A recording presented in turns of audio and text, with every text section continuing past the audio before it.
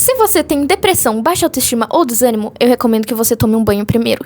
Se você tem dependência emocional, silencia todas as suas redes sociais agora. Deixa aquela pessoa que você está super ansioso em te responder esperando um pouquinho. Se você tem distúrbio alimentar, eu recomendo que você pegue alguma coisa pra comer enquanto você assiste esse vídeo. E se você está tendo crise de pânico ou de ansiedade, eu recomendo que você foque aqui, meu amor. Peraí, deixa eu ajeitar vocês aqui. Peraí. Oi, pessoal. Eu sou a Miaro. E hoje nós vamos fazer um resumão do Enem para depressivos. Por que para depressivos, Miaro? Porque eu sou depressiva, eu tô com depressão faz muito tempo, faz uns 2, vai fazer 3 meses.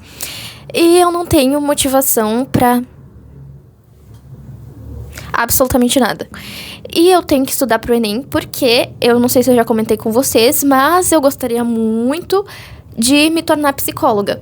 E é um sonho meu que não é um sonho tão desejado assim, mas eu preciso querer alguma coisa da minha vida, né? Senão eu vou ficar só na minha cama.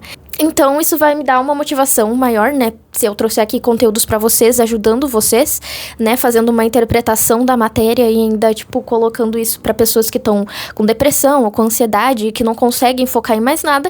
Então, basicamente, vocês que estão precisando passar em algum concurso, ou vestibular, ou no Enem, vão ter essa oportunidade de aprender junto comigo. Uma depressiva que vai explicar pra vocês nos mínimos detalhes, porque eu também preciso de tudo explicado pra mim nos mínimos detalhes, porque eu tenho um problema com a atenção gigantesco. Bom, eu fiz todo um cronograma de estudos há 2 anos atrás, enquanto eu tentava passar no Enem e superar uma dependência emocional primeiro, e o resultado foi que as minhas notas não foram tão boas assim. Por isso que eu estou aqui rodando mais uma vez e tentando mais uma vez insistir em fazer o Enem de novo. A primeira matéria que eu coloquei nesse cronograma de estudos é a redação. A redação, ela corresponde a 1/3, né, da nossa nota do Enem, e é a que eu mais gosto de estudar, é a que eu mais tenho facilidade. Como um ser humano que já fez o Enem 2 vezes, eu tenho uma certa experiência no que cai, mais ou menos, nas provas, né? O primeiro tópico da redação é o tema, e o tema, em todas as vezes, ele vai ser sobre uma problemática social, tá? Sobre problemas que a gente tem na sociedade. Também coloquei sobre a introdução, o desenvolvimento 1, desenvolvimento 2, pode ser até 3 desenvolvimentos, né? Mas eu vou fazer 2 porque eu sou eu e eu tenho preguiça. E conclusão. A redação de Enem, ela é argumentativa, né? Quer dizer que o quê? Que o texto que a gente vai criar na redação do Enem é argumentos nossos. Pra conseguir argumentar nesse texto do Enem, nessa redação, a gente precisa de livros de sociologia, porque como a problemática da redação, ela é sobre a sociedade, a gente precisa ler sobre alguns autores da sociologia, filosofia e psicologia, o que volta mais pro povão aqui mesmo, entendeu?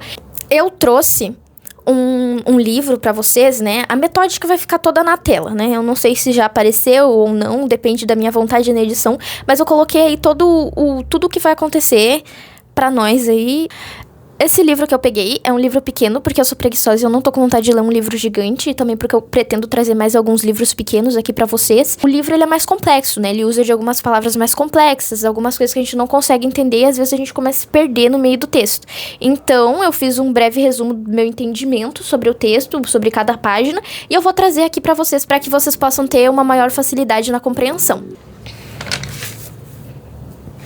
Bom, gente, começando aqui, o livro é Violência e Cultura no Brasil, e no primeiro capítulo, a violência como um mecanismo de dominação e como estratégia de sobrevivência fala assim: apesar que, historicamente, a sociedade brasileira tenha sido construída com recurso constante à violência, essa tem sido sistematicamente negada, não sendo o que idealizamos para o futuro.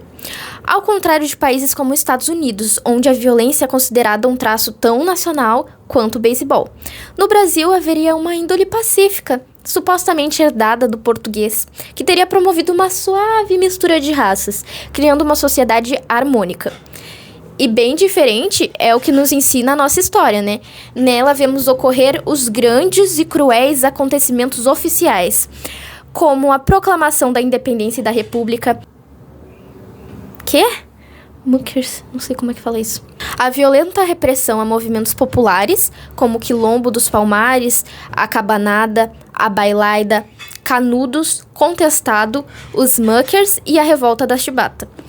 O uso da força também ocasionou acontecimentos em que o Estado não esteve diretamente envolvido, como as guerras civis no Rio Grande do Sul, onde o modo de tratar os inimigos era a degola. ou a vida cotidiana dos homens livres na ordem escravocrata, marcada pela violência. Durante toda a história da República, o Estado submeteu as classes dominadas a maus tratos e tortura. Na República Velha, os operários eram encarados como perigosos, devendo seus líderes serem exilados para fora do Brasil ou, em caso de estrangeiros, levados ao país de origem, a fim de não contaminarem seus colegas. Eu penso aí que é, sobre má informação, assim, que eles não gostariam que você soubesse, sabe? É nesse momento que a questão social passa a ser considerada caso de polícia, e se criam inúmeros mecanismos de intimidação e controle que perduram até hoje. O mais bizarro talvez seja o fato de que num país que não se consegue oferecer emprego a toda a população em idade de trabalhar, o indivíduo pode ser detido sob acusação de viadagem por não portar carteira de trabalho assinada. Ao invés de combater o desemprego, o Estado combate o desempregado. A violência e a tortura que a polícia tem tradicionalmente tratado as classes populares, tem função iminente política, no sentido de contribuir para preservar a supremacia das classes dominantes e assegurar a participação ilusória das classes médias nos ganhos da organização política, sendo que para a classe média qualquer ampliação das pautas de participação popular soam como uma ameaça. O mito da índole pacífica do brasileiro conseguiu se desenvolver, apesar dessas evidentes manifestações de violência, e só foi extinguido depois de 1964, quando a repressão policial também atingiu a classe média.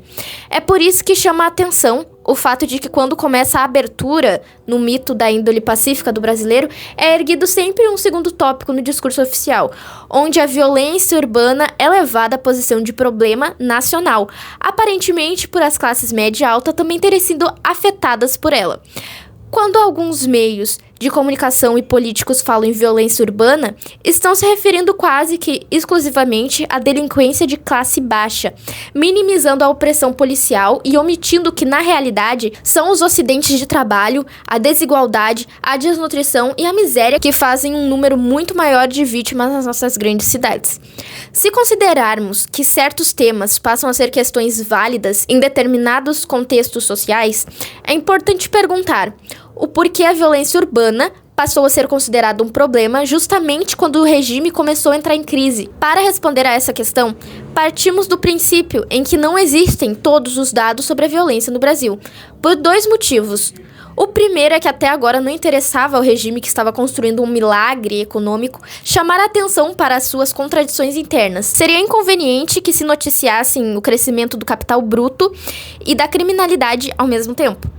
E o segundo motivo tem a ver com o fato das estatísticas sobre violência e criminalidade serem produzidas pela polícia, que definem criminalidade e violência por critério próprio. Entretanto, apesar da inexistência de estatísticas confiáveis sobre a violência no Brasil, parece ser válido sugerir, partindo de informações e dados sistemáticos, que ela cresceu desde 1964. O seu aumento, porém, se deu tanto na cidade como no campo, e tem menos a ver com o contexto no qual se manifesta, e mais com as condições que dão origem a ela. Por isso é que cabe falar de violência na cidade, e não de violência urbana, pois estaríamos abrangendo um conjunto mais amplo e descentralizando a responsabilidade do governo. As causas do aumento da violência no Brasil, a partir de 1964, parecem claras. O regime que tomou o poder aumentou a violência institucional para alcançar seus objetivos, acelerar a acumulação de capital e em relação aos interesses estrangeiros e efetuar uma modernização conservadora. Para isso, extinguiram a estabilidade no emprego, promoveram uma política salarial cujos reajustes não acompanham a inflação e baixaram uma legislação de exceção, criando a ideologia de segurança e desenvolvimento, ou seja, repressão e acumulação de capital.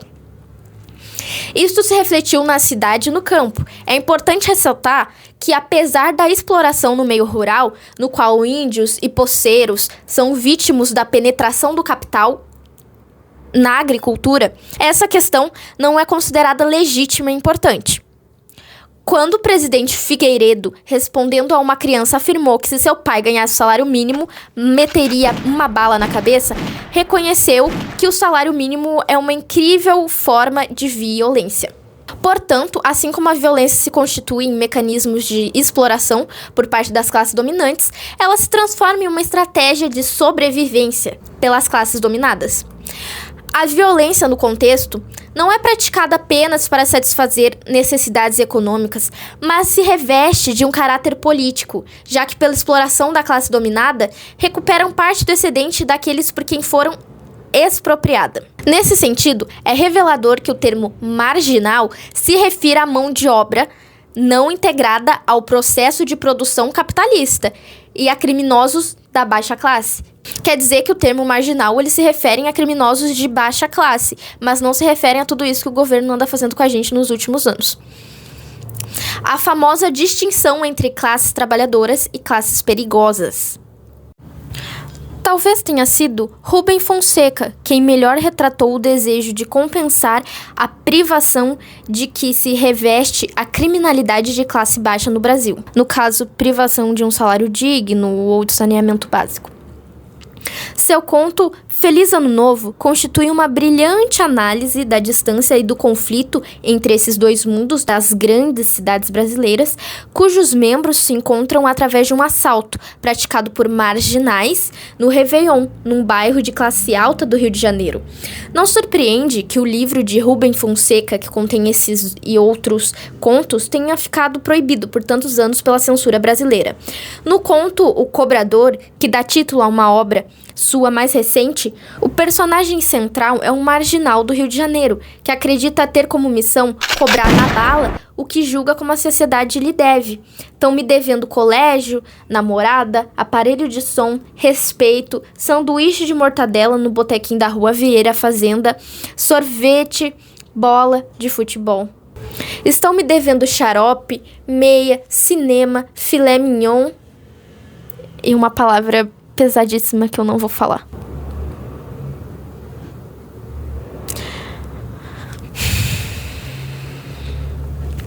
Estão me devendo uma garota de 20 anos. Cheia de... Por que garota, gente? Por que estão devendo mulher pra ele? Tipo assim, não sou um objeto, não. Não gostei muito dessa falatória e me senti um pouco mal. Estão me devendo uma garota de 20 anos, cheia de dentes e perfume. O cobrador conclui: sempre tive uma missão e não sabia, agora sei. Sei que todo fizesse como eu, o mundo seria melhor e mais justo.